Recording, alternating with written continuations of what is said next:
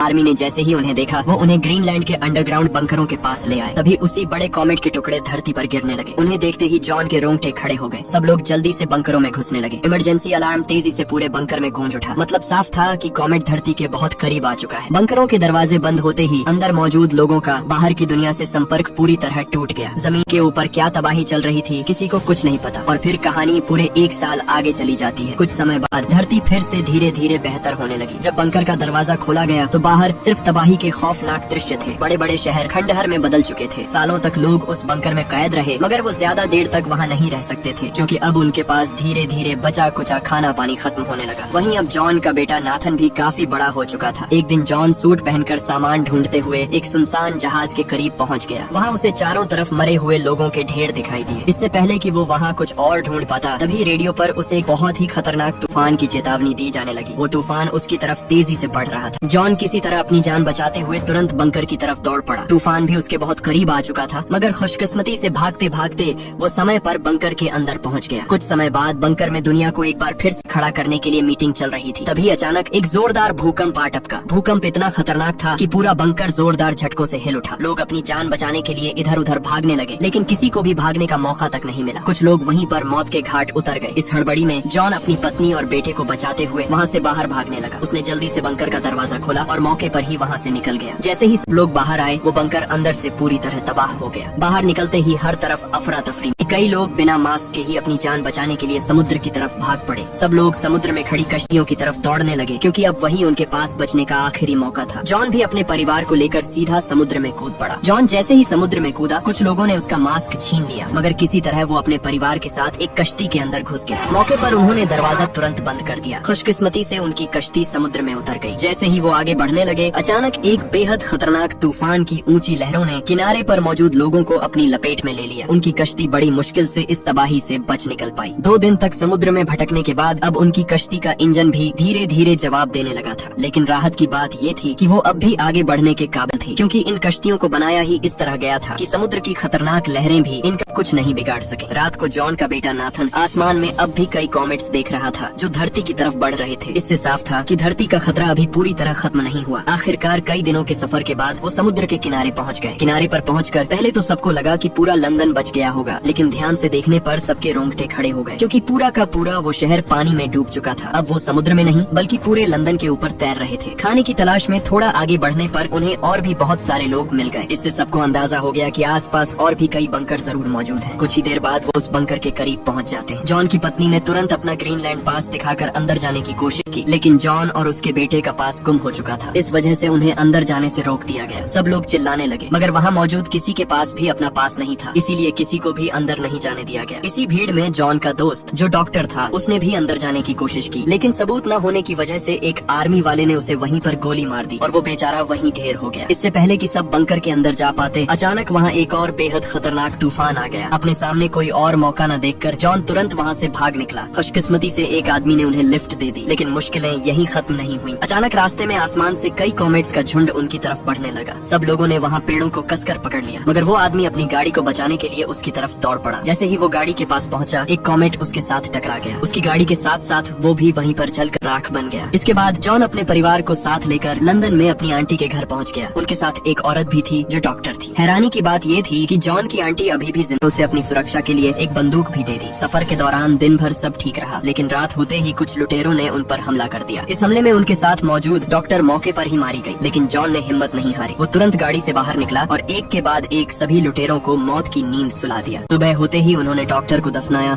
और एक बार फिर से अपने सफर की तरफ निकल पड़े। कई मुश्किलों के बाद जब वो एक जगह पहुँचे तो उनके होश उड़ गए, क्योंकि जहाँ सालों पहले समुद्र हुआ करता था, आज वो सूख कर पूरी तरह खत्म हो चुका था। थोड़ा आगे जाने पर उन्हें बहुत सी गाड़ियाँ खड़ी दिखाई दी, क्योंकि आगे से जाने का कोई रास्ता ही नहीं था। जमीन बीच से फट चुकी थी। उस जमीन को फटा देखकर उनकी रूह कांप उठी। उसे पार करने का सिर्फ एक ही रास्ता पतले से रस्से का पुल था। यहाँ न चाहते हुए भी जॉन अपने परिवार के साथ हिम्मत करके उस पर चलना शुरू कर देता है, मगर उस पुल को पार करना इतना आसान नहीं था। तेज हवाओं और हिलती हुई जमीन की वजह से उनका ये सफर और भी ज्यादा खतरनाक हो गया। कई लोग रास्ते में ही गिरकर अपनी जान गंवा बैठे, क्योंकि वहाँ की चट्टानें धीरे धीरे कमजोर पड़ने लगी थीं। मगर जॉन ने किसी तरह अपनी पत्नी और बेटे को संभालते हुए उस खाई को पार कर लिया, जबकि ज्यादातर लोग पीछे ही मारे गए। खाई के दूसरी तरफ पहुंचकर वे उस जगह की तरफ बढ़ते हैं जहां पहला कॉमेट गिरा था, लेकिन वहां पहुंचकर उन्हें कोई हरियाली या सुरक्षित जगह नजर नहीं आई। हर तरफ जली हुई जमीन थी, वहाँ सब कुछ तबाह हो चुका था, जिसे देखकर जॉन के होश ही उड़ गए। लेकिन इससे पहले कि वे वहाँ से जा पाते, तभी एक हथियारबंद आदमी उनके सामने आ गया। जॉन ने उसे अपनी सारी कहानी बताई, जिसके बाद वह उन्हें पनाह के लिए अपने घर ले गया, जहाँ और भी कई लोग मौजूद थे। उसने उन्हें बताया कि जिस जगह की तलाश में वे आए हैं वह यहीं आसपास मौजूद है और लोग उसे क्रेटर के नाम से जानते हैं। लेकिन वहाँ तक पहुँचना आसान नहीं है, क्योंकि रास्ते में जंग का माहौल है। जो भी वहाँ जाता है उसे लुटेरे वहीं पर भून डालते हैं। वहाँ कई खतरनाक लोग मौजूद हैं। मदद के लिए वह आदमी अपनी बेटी को उनके साथ भेजने का फैसला करता है। उसने उन्हें मैप दिखाकर कहा कि ये रास्ता सीधा तुम्हें वहाँ तक ले जाएगा। उसने उसे एक फोटो देकर कहा कि इसे रास्ते में आने वाली एक चेक पॉइंट पर दिखाना, फिर तुम्हें आगे जाने दिया जाएगा। अगर ये फोटो कहीं गुम हो गई तो तुम वहाँ कभी भी नहीं पहुँच पाओगे। इसके बाद सब लोग दोबारा से अपना सफर शुरू कर देते हैं। कुछ देर सफर करने के बाद वे एक जगह पर आकर रुक गए, लेकिन तभी अजय उन्हें साफ मना कर दिया कि तुम सब लोग आगे नहीं जा सकते। आगे तुम्हारे लिए बहुत ज्यादा खतरा है। आगे कुछ लुटेरों से आर्मी की जंग छिड़ी हुई है। लेकिन जब उस लड़की ने अपने बारे में बताया, तब उस आर्मी वाले ने उन पर भरोसा कर लिया। वो उन्हें अपने साथ लेकर उसी जगह जाते हैं जहाँ कमांडर जोनी मौजूद था। मगर जैसे ही वो उस जगह के पास पहुँचे, वहाँ हर तरफ अंधाधुंध गोलीबारी शुरू हो गई। सब गोलीबारी के बीच आगे बढ़ते गए। इस हमले में बेचारे कई मिलिट्री वाले वहीं पर ढेर होते गए। बदकिस्मती से जॉन की हालत भी धीरे धीरे बिगड़ने लगी। मतलब अब उसके पास ज्यादा समय नहीं है, वो कभी भी अपनी जान की बाजी हार सकता है। जैसे तैसे करके पूरी रात का सफर तय करने के बाद सब उस चेक पॉइंट तक पहुँच जाते हैं। लेकिन वहाँ जाकर उन्हें पता चला कि कमांडर जोनी एक रात पहले ही हमले में मारे जा चुके हैं। ऑफिसर ने उन्हें वापस लौटने का कहा, क्योंकि अगर वो एक मिनट भी यहाँ ठहरे तो सबके सब मारे जाएंगे। मगर जॉन ने साफ कह दिया कि वो अब यहाँ से कहीं नहीं जाएगा। अब वो हर हाल में अपने परिवार को क्रेटर तक लेकर ही जाएगा। उसने वो तस्वीर भी उसे दिखाई, मगर ऑफिसर ने उसे साफ मना कर दिया। अब उसका शरीर भी धीरे धीरे जवाब देने लगा था, क्योंकि रेडिएशन उसके शरीर में पूरी तरह फैल चुकी थी। जॉन की बात सुनकर ऑफिसर का दिल पिघल गया। उन पर दया करते हुए उसने उन्हें एक बस में बिठा दिया जो सीधा क्रेटर की तरफ जा रही होती है। जॉन और उसका परिवार एक बार फिर से अपने खतरनाक सफर पर निकल पड़े। लेकिन मंजिल तक पहुंचने से पहले ही एक और जोर का धमाका ठीक उनकी बस के सामने आ गिरा, जो किसी और ने नहीं बल्कि उन्हीं लुटेरों ने किया। उन लुटेरों ने उस बस पर पूरी तरह कब्जा कर लिया। बस के साथ जितने भी आर्मी वाले थे, उन लुटेरों ने सबको मौत की नींद सुला दी। उन लुटेरों ने बस के अंदर बैठे सबको नीचे उतरने का हुक्म दिया। सब एक के बाद एक बस से उतरते गए। मगर जैसे ही जॉन की बारी आई, उसने अपनी जान की परवाह किए बिना देख बाहर खड़े लोगों में भी हिम्मत आ गई। सबने मिलकर एक के बाद एक सब लुटेरों को वहीं पर ढेर कर डाला। उस लुटेरे को निपटाकर जॉन जैसे ही बस से बाहर निकला, वो घायल था क्योंकि उसे गोली लग चुकी थी। उसने तुरंत अपनी पत्नी से कहा कि समय बहुत कम है, इसलिए हमें तुरंत क्रेटर की तरफ जाना होगा। जैसे ही सब लोग गाड़ी में बैठे, जॉन की पत्नी खुद आगे बढ़ी और जल्दी से ड्राइविंग सीट संभाली। वो सब तेजी से क्रेटर की तरफ बढ़ते जा रहे थे। थोड़ा ही आगे आने पर उनके रास्ते के सामने बहुत सारी गाड़ियाँ टूटी फूटी पड़ी थी, इसलिए उन्हें मजबूरन गाड़ी रोकनी पड़ी और पैदल ही पहाड़ी की तरफ निकल पड़े। पहाड़ी के ऊपर चढ़ते ही उनके सामने एक खूबसूरत वादी होती है। उनके सामने चारों तरफ हरियाली, साफ पानी और ताज़ा हवा थी। इतनी तबाही के बाद भी जिंदगी यहाँ अभी तक बाकी थी। ये दृश्य देखकर जॉन के चेहरे पर सुकून आ गया। उसे तसल्ली हो गई कि उसने अपने परिवार को आखिरकार एक महफूज जगह पहुँचा ही दिया। लेकिन गोली लगने की वजह से अब वो अपनी जिंदगी की आखिरी सांस ले रहा था। तभी अचानक वो वहीं पर नीचे गिर पड़ा। जॉन खुद तो इस नई दुनिया का हिस्सा न बन सका, लेकिन अपनी जान देकर उसने अपने परिवार को एक नई जिंदगी जरूर दे दी। और ये मूवी यहीं पर एंड हो जाती है। अगर ये वीडियो आपको अच्छी लगी तो इस वीडियो को लाइक और हमारे चैनल को सब्सक्राइब कीजिएगा।